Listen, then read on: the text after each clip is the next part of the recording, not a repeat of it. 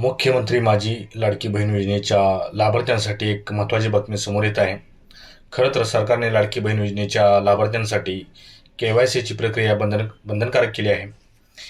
फडणवीस सरकारच्या या निर्णयामुळे लाडक्या बहिणींमध्ये सध्या मोठ्या प्रमाणात घबराट पाहायला मिळत आहे. के-वाय-सीसाठी सरकारने 2 महिन्याची मुदत दिली आहे. परंतु के-वाय-सी करताना लाडक्या बहिणींना अनेक अडचणींना सामना करावा लागतो. दरम्यान के-वाय-सीसाठी लाडक्या बहिणींना पतीचे किंवा वडिलांचे आधार कार्ड सुद्धा द्यावे लागत आहे. दरम्यान के-वाय-सीसाठीची हीच अट काही लाडक्या बहिणींची डोकेदुखी ठरू लागली आहे.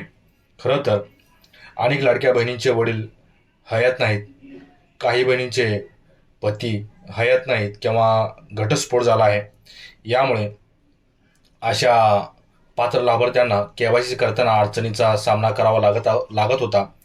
या लाभार्थ्याने नेमकी के-वाय-सी कशी करायची हा मोठा प्रश्न देखील उपस्थित झाला होता. दरम्यान आता याच समस्येवर सरकारने एक उपाय काढला आहे. अशा लाभार्थ्यांसाठी सरकारकडून एक नवीन पर्याय उपलब्ध करून देण्यात आला असल्याची माहिती समोर येत आहे. मिळालेल्या माहितीनुसार ज्या महिलांचे वडील हयात नाहीत किंवा पती हयात नाहीत अथवा घटस्फोट झाला आहे, अशा महिलांना के-वाय-सी करताना इतर नातेवाईकांचे आधार कार्ड देण्याचा विकल्प उपलब्ध करून देण्यात आला आहे. कोल्हापूर जिल्हा महिला व बालविकास विभागाने दिलेल्या माहितीनुसार वडील किंवा पती नसतील तर अशा महिलांनी सांभाळ करणाऱ्या नातेवाईकांचे आधार कार्ड जोडावे. लाडक्या बहिणींना के-वाय-सी करण्यासाठी स्थानिक पातळीवर महिलेचा सांभाळ करणाऱ्या नातेवाईकांचे किंवा मुलगा, चुलत किंवा मावस भावंडे यापैकी कोणाचे आधार कार्ड जोडण्याचा पर्याय उपलब्ध करून देण्यात आला आहे.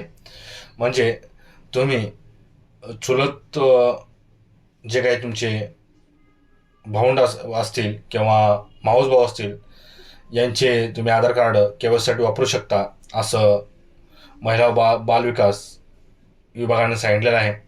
नक्कीच महिला व बालविकास विभागाच्या या निर्णयामुळे राज्यातील हजारो लाडक्या बहिणींना दिलासा मिळणार आहे.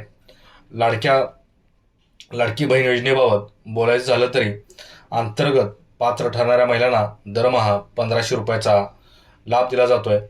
21 ते 65 वर्ष वयोगटातील पात्र महिलांना आतापर्यंत एकूण 15 हप्ते मिळाले आहेत.